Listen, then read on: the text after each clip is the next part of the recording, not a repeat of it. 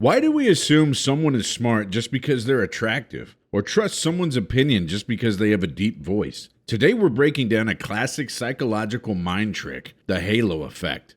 It's why first impressions rule and how they often lead us way off track. What if you've been making biased decisions every day without realizing it? The halo effect is a cognitive bias where our overall impression of a person, company, or product influences how we perceive their specific traits. In essence, if I think you're good at one thing, I'll likely think you're good at other things, even without evidence. So the roots of halo effect, first studied by Edward Thorndike in 1920. He originally observed in military settings attractive or well-dressed soldiers that were rated more intelligent or competent by superiors regardless of actual performance. Now, this concept relates to heuristic processing. Our brain uses shortcuts to make judgments very quickly. As in first impressions, sometimes celebrity culture gets tied into this. So, I mean, have you ever trusted someone's advice just because they seemed put together? I would say more than likely yes. I mean, what are job interviews for the most part? A lot of people will ace a job interview and then there's shit employees. yeah.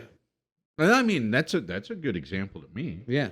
Or or you go on a first date, but you've been talking to someone over the phone and you think they're going to be great. You finally meet up, not so great. I mean, would you agree with that? Or Yes. what trait would you think gives people a huge unfair advantage? I would definitely say if you are somebody who is good looking, like females, very attractive females wearing high dollar clothing or very well done makeup can influence decision making. Some other examples are when you see celebrities as experts. That's everywhere. I mean, not just commercials, but I mean on podcasts, on infomercials. You know, if they're famous or well known or have money, whatever they're, hawking must be great, right? Right. This is why the airline Braniff used to hire Wilford Brimley to be their spokesperson. Studies show attractive defendants often receive lighter sentences. Really? And then, of course, a big one, politics, political debates. Obviously that's huge with the halo effect. You see how a candidate carries themselves or, or dressed. That can go a long way and, could cause a huge ripple effect if the candidate isn't very good at all. Very true. Well, so what's Donald Trump famous for whenever it comes to how he looks? Hair, Hair, skin tone, and that famous red tie. So is the halo effect just human nature, or can we train ourselves to resist it? I think what you can do over time, if you understand that your decision making is largely based on a halo effect, because people do recognize it after a while. And take advantage of it. Oh yeah, but you can train yourself. Oh yeah, listen, I know why they're using, the very attractive girl to sell Hardee's burgers, even though they're super unhealthy for me. Yeah, or an athlete that you like, or right, that we know he's never eating that burger. I love Camels, so Joe Camel started me smoking, at a young age. He was super cool. Oh, the best. How has the halo effect played into your personal life or relationships? I don't know. I mean, maybe from products. Honestly, you get a good review, or I mean, let's face it, sometimes you see this jacked up bodybuilder and they go, take this and you can be this, and you're right. Totally, they're taking a lot more than that. But they're not gonna tell you that. I got shredded on the hot dog diet. Yeah, and you're like, oh, really? All right. I love that guy. But I would say, like, if you want to go just relationships, the people that I've dated, I tend to trust them because they have been very attractive women that I wanted to trust, even though they were very untrustworthy. The Horn effect. So do you think the inverse is true? Can one bad trait unfairly doom someone? I think absolutely. Yeah, if you are unattractive, you will miss out on a lot of opportunity, even though you are eminently qualified. Yeah, with you. Very true. Well, I mean, I feel like I'm a decent enough guy, but I'm short. People don't like short people. Yeah. I mean, I know you hate them. Yeah, 4'10's just a little ridiculous. Quit stuffing me in a trash can, please. Cognitive shortcuts. Our brains want to make fast decisions with limited info. Billboards. Have you ever gotten something off a billboard? You know, I can't remember the last time I did, but I think so.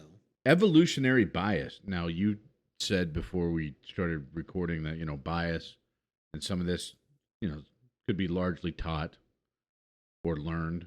We're wired to favor symmetry, confidence, and perceived health.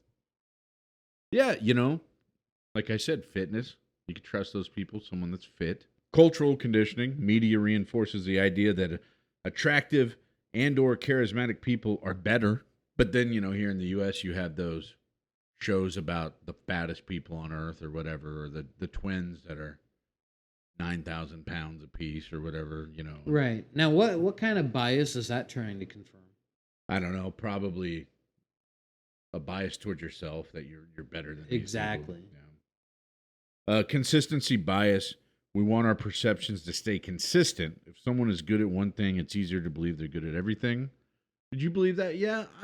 You think it's possible. Yes, there is a possibility in your mind until you start asking other questions. Have you ever been on the receiving end of a halo effect?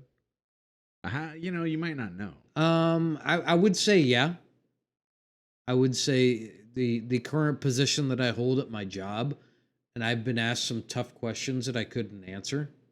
And so I've stuttered and stammered a little bit and tried to, bat my way around it, and it didn't work out.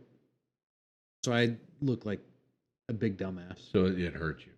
It did hurt me. Is there a danger in building entire reputations off surface traits? Yeah. Oh, yeah. Oh, big time. Can bias be exploited? Yeah.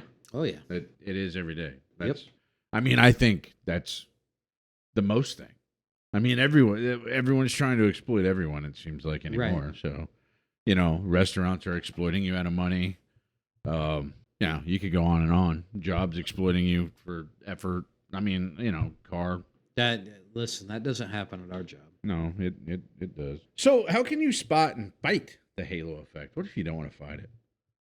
Slow down your judgment.